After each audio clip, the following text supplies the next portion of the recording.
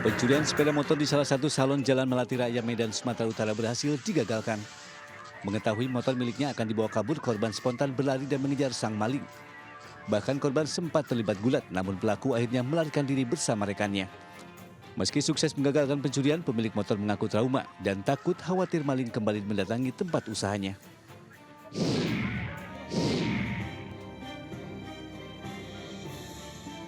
Aparat Polsek Kuranji meringkus pencuri motor di sebuah indekos di daerah Air Pacah, Kecamatan Koto Tangga, Kota Padang.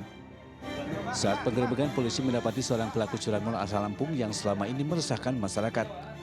Dua penjahat jaringan Lampung ini bekerjasama dengan seorang residivis curanmor asal Kota Padang yang juga turut diringkus polisi. Dari tangan tersangka disita 3 unit kunci letter T dan sejumlah motor hasil curian.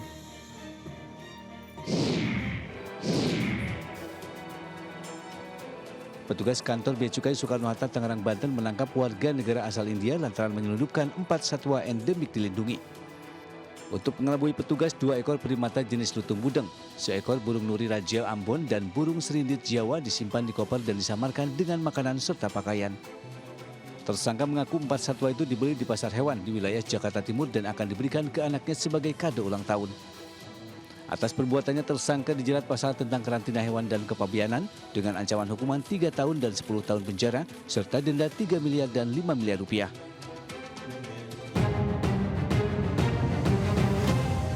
Pemirsa, kebakaran hebat melanda pasar tradisional Sri Bantas, Kabupaten Tabanan, Bali. Musibah tersebut mengakibatkan ratusan lapak dan puluhan bangunan toko ludes dilalap si jago merah.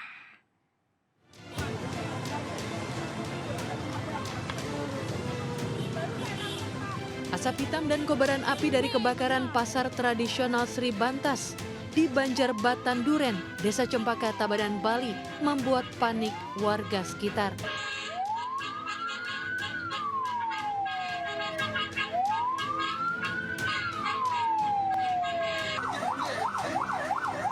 Beberapa pedagang sempat berusaha menyelamatkan sejumlah barang dari amukan si jago merah. Sementara itu petugas damkar yang tiba di lokasi langsung berupaya melokalisir api agar tidak semakin meluas. Sebanyak 8 unit damkar dari Kabupaten Tabanan dan Kabupaten Badung diterjunkan ke lokasi kebakaran.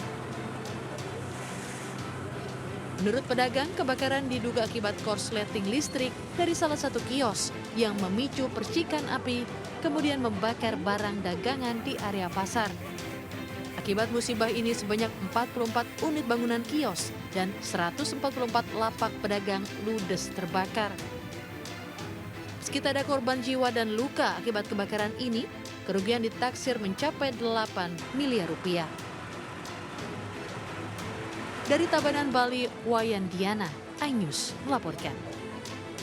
Banyaknya laporan pelanggaran parkir liar membuat petugas gabungan melakukan razia di kawasan Puri Indah, Kembangan, Jakarta Barat. Petugas langsung melakukan pengangkutan kendaraan serta menerapkan cabut pentil ban kendaraan yang melanggar.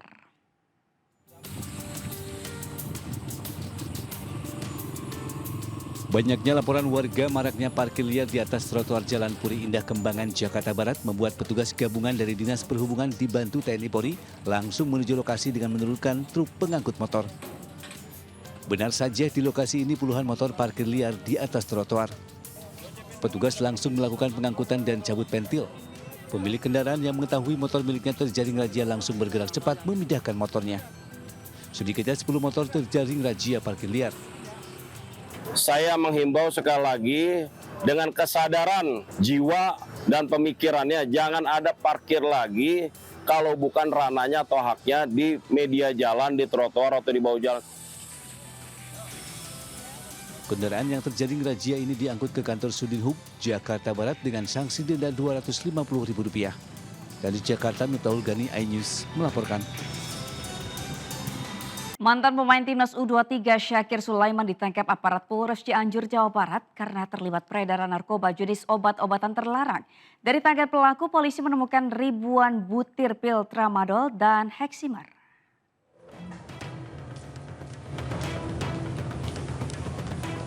Satreskrim Polres Cianjur memeriksa Syakir Sulaiman, mantan pesepak bola timnas Indonesia tahun 2013-2014.